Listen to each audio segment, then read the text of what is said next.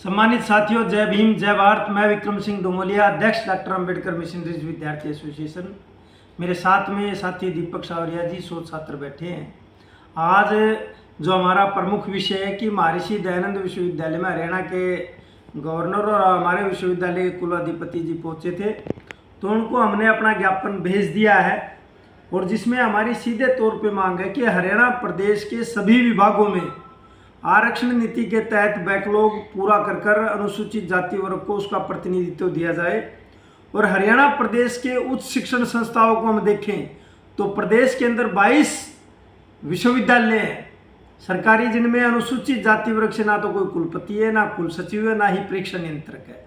तो आप देखिए कि उच्च शिक्षण संस्थानों में हमारा प्रतिनिधित्व 0 है, तो हम अन्य विभागों का आसानी से अंदाजा लगा सकते हैं।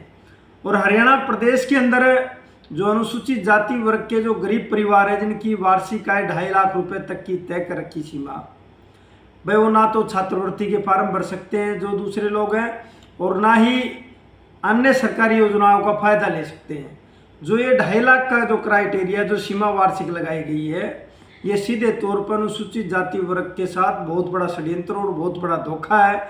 आप देखिए कि पिछड़े वर्ग के जो लोग हैं उनकी आय की सीमा 8 लाख तक का बैकवर्ड गरीब है, और दूसरी तरफ आप देखते हो माननीय मुख्यमंत्री महोदय जी, अनुसूचित जाति वर्ग का 2.5 लाख रुपए कमाने वाला व्यक्ति अमीर है। तो एक ही प्रदेश में 2 नीतियां नहीं होनी चाहिए। अनुसूचित जाति वर्ग के लोगों का भी वार्षिक जो आय की जो सीमा है वो 10 लाख कीजिए, जिससे सरकारी योजना और छात्रवृत्ति और अन्य प्रदेश की सेवाओं का वो सीधे तौर पर लाभ ले सके।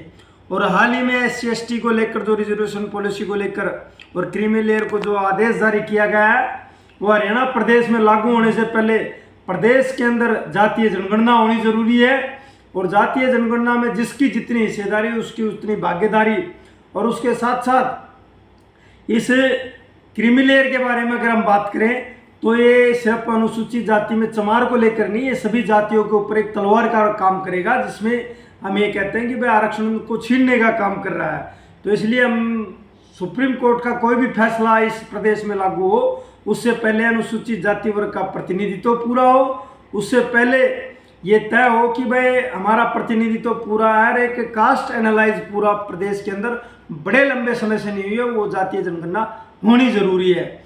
और भाई इसमें एक बात और मैं अंत में कहना चाहूँगा, जिस दिन वर्गीकरण हो उस दिन धानक समाज के भाइयों का हम स्वागत करते हैं। ये चमार कैटेगरी जो B बनाई गई है उसमें इनको मुख्यमंत्री जी डालिए, और जो वाल्मीकि समाज है, अन्य जो जातियाँ जिनका नाम ही नहीं पता, उन जातियों को अंत्योदय तक लेके जाइए, उनको भी फायदा दीजिए आप। हम इसका स्वागत करेंगे। हम किसी भाई के खिलाफ नहीं है, हम भी चाहते हैं कि भाई इसका लाभ अंतिम व्यक्ति तक जाए, लेकिन जो आदमी पढ़ेगा वो लड़ेगा। धन्यवाद। जय भीम जय भारत।